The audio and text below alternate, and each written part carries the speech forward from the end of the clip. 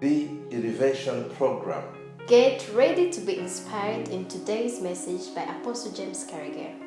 Shalom, shalom.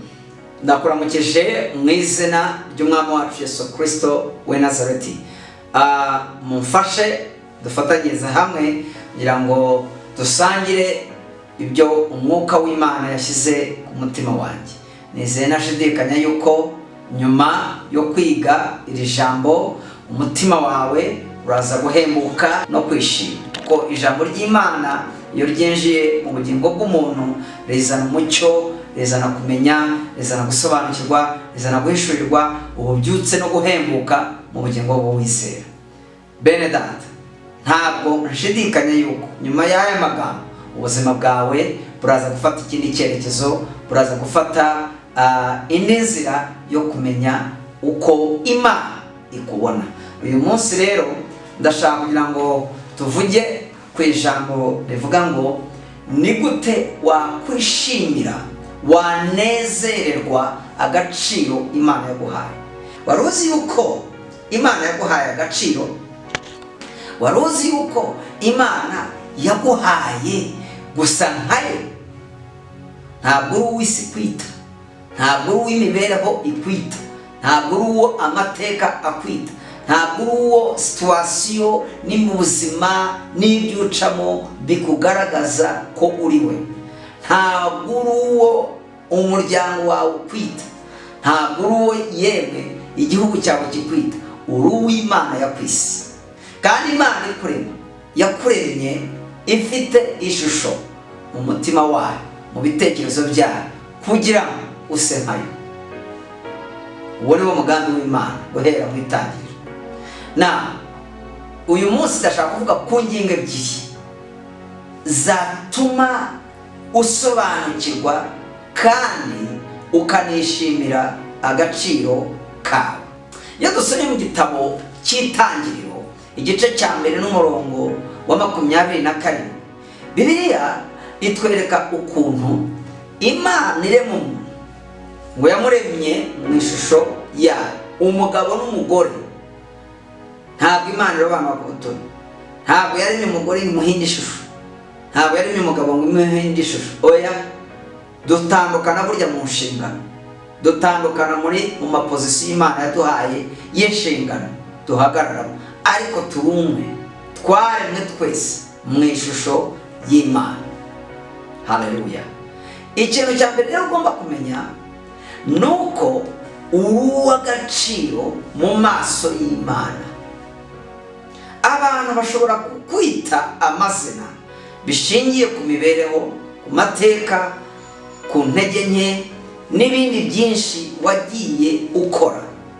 Abantu bashobora kukwita amazina mu by'ukuri ashingiye ku buzima wagiye unyuramo.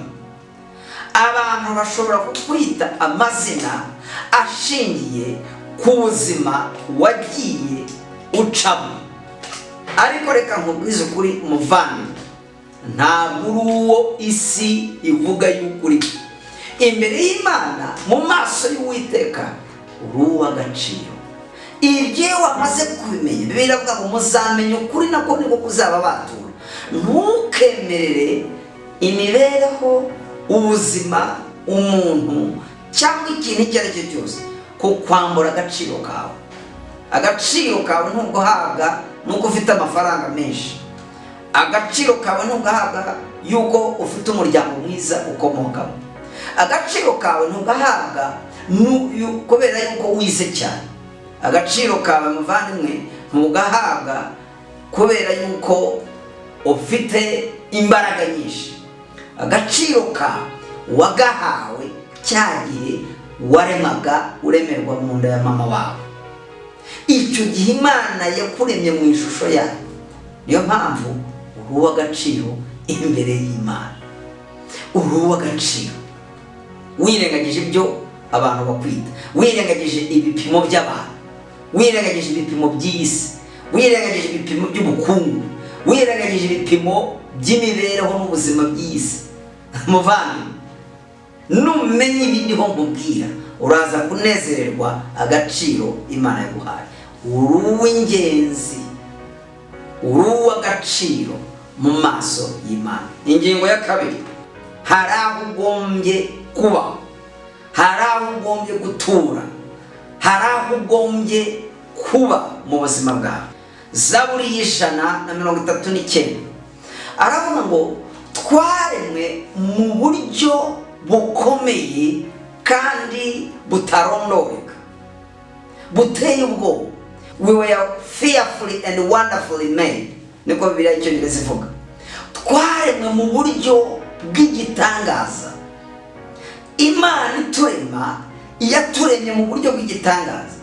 Nanone mu gice cya 16 umurongo wa 11 w'icyo gitabo cya Zaburi akavuga ngo mu kubaho kwawe mwana niho hari umwuzuro w'ibyishimo.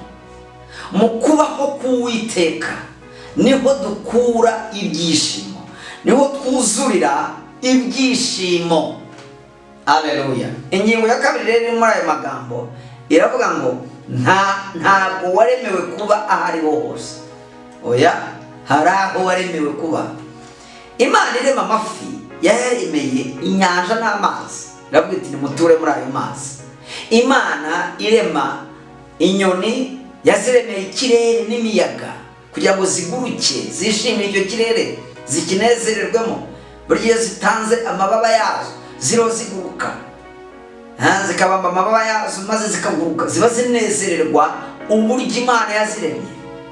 Inyoni rero zinezererwa ikirere, inyoni zinezererwa umuyaga, inyoni zinezererwa iki kirere. Kimwe nk'uko ifi nayo inezererwa amazi, niho ubuzima bwayo bura. Ifi uramutse uyifashe ukayikura mu mazi, ubuzima bwayo buba buhagaze. Kimwe nk'inyamaswa, intare, imbogo, inzovu n'izindi, yemwe n'izi turagira mu ngo zacu. Imana yaziremeye ishyamba, iziremera ubwatsi, iziremera ibiti, iziremera imyobo, iziremera ishyamba. Iyo ziri mu ishyamba ziranezerwa, niho zishimira, niho zibonera agaciro kazo. Ntabwo wapfa kuzisagararira uko ubonye kose, ntabwo wapfa kuzegera uko ubonye kose. Iyi nzoka iri mu ishyamba niho imbaraga zayo ziba. Inzoka uyishyize kuri sima icika intege, yita itakaza kribre. Iyo inzoka uyishyize mu kirere itakaza kribre. Niyo mpamvu cya kinyoni cyitwa igisiga kiza kikayifata kikayirya, kirabanza kikayitemberana mu kirere igatakaza kribre, igapfa itishwa. Kubera iki? Yaremewe kuba mu ishyamba, imbaraga zayo ziba mu ishyamba. Intare yaremewe kuba mu ishyamba. Wibesha ukayisanga mu ishyamba utiteguye neza irakwica. Kubera iki? Niho hari imbaraga zayo. Umuntu nawe yaremewe kuba mu kubaho k'Uwiteka. Mu kubaho k'Uwiteka niho twuzurira, niho hari umwuzuro w'umunezero, umwuzuro w'ibyishimo. Muvandimwe, ndashaka nkubwire ngo kugira ngo wowe wishimire agaciro Imana yaguhaye, nuko ugombye kumenya pozisiyo yawe. Imana yakuremeye kuba muri pozisiyo yo kubaho kwayo. Aho niho tuba tukanezererwa, tukishima, tukuzura.